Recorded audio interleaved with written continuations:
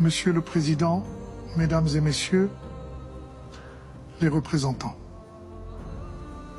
j'ai écouté avec attention les leçons d'histoire et de civilisation qui viennent de nous être servies.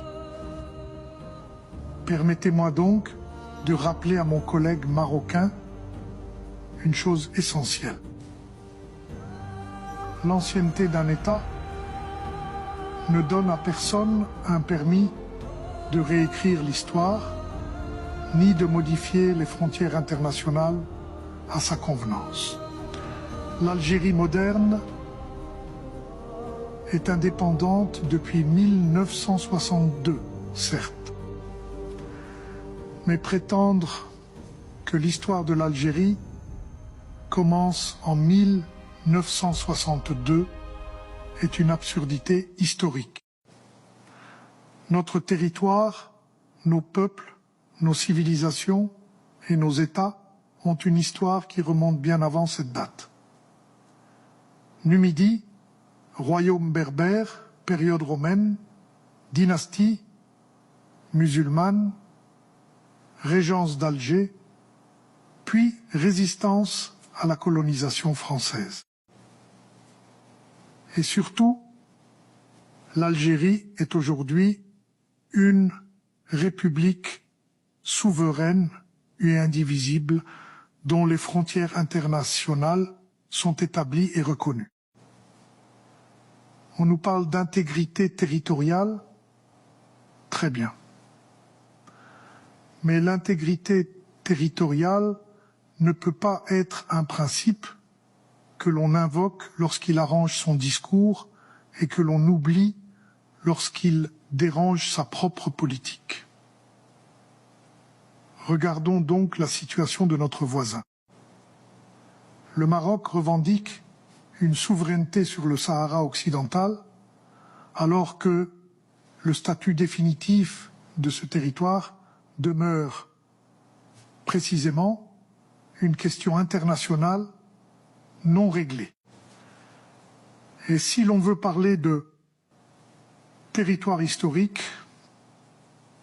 pourquoi ne pas commencer par regarder de l'autre côté de la Méditerranée?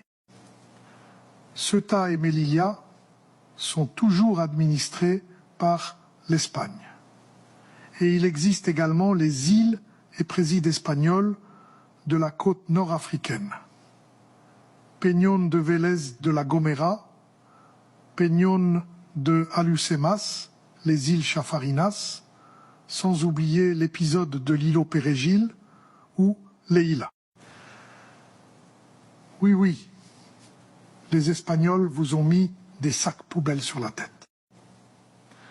Alors, Monsieur le représentant, avant de donner des cours d'intégrité territoriale à l'Algérie, peut-être faudrait-il commencer par expliquer à cette Assemblée comment s'applique ce principe à ces territoires.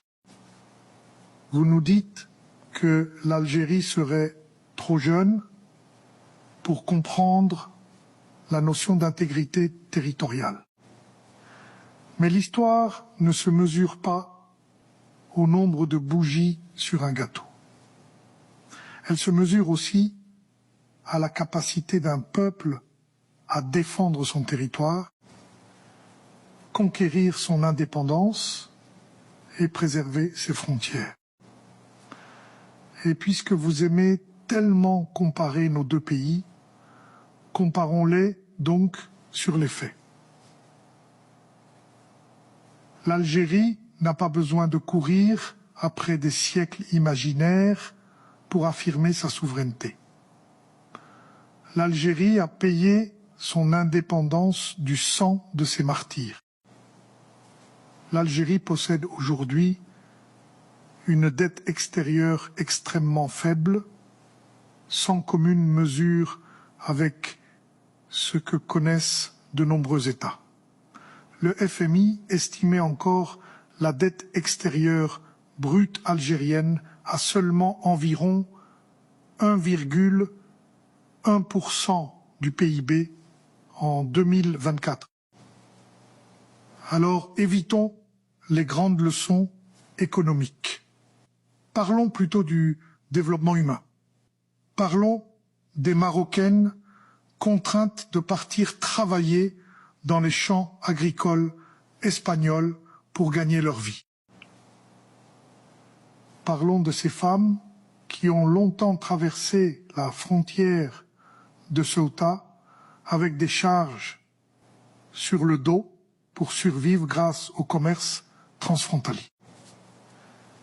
Parlons de cette jeunesse qui cherche une vie meilleure en Europe. Parlons également des Marocaines qui partent travailler dans les pays du Golfe. Voilà une autre réalité du Maroc. Derrière les discours de grandeur historique et les grands projets, il existe aussi une pauvreté, des inégalités et une dépendance au travail migratoire qu'il serait malhonnête de cacher. Et puisque nous parlons de réputation internationale, parlons aussi du cannabis.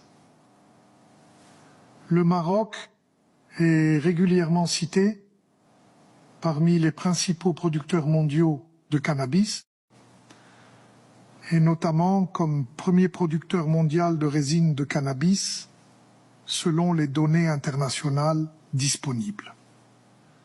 Voilà donc pourquoi il faut éviter les discours de supériorité morale.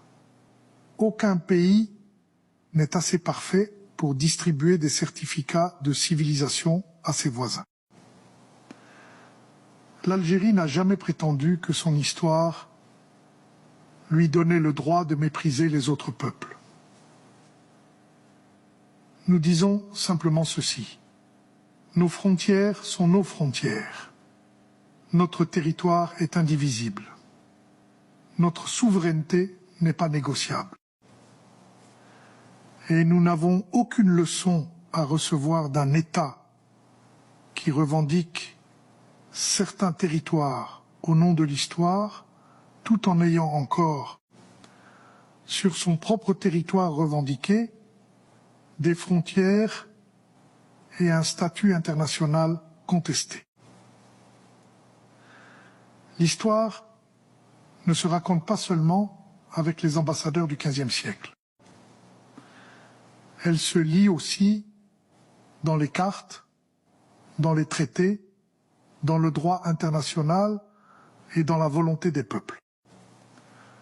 Alors, monsieur le représentant, cessez donc de confondre ancienneté historique, grandeur nationale et droit international. L'Algérie n'a pas besoin d'avoir 1000 ans d'existence sous sa forme actuelle pour être souveraine.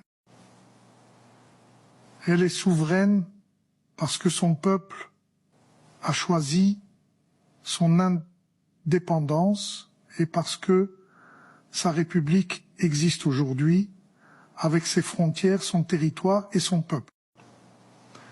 Et si votre argument ultime consiste à nous expliquer que nous sommes trop jeunes pour comprendre l'histoire, permettez-moi simplement de vous répondre: un État n'a pas besoin d'être ancien pour être grand. Mais un État qui se prétend grand devrait commencer par regarder ses propres frontières avant de faire la leçon aux autres. Oui, monsieur Omar l'épicier.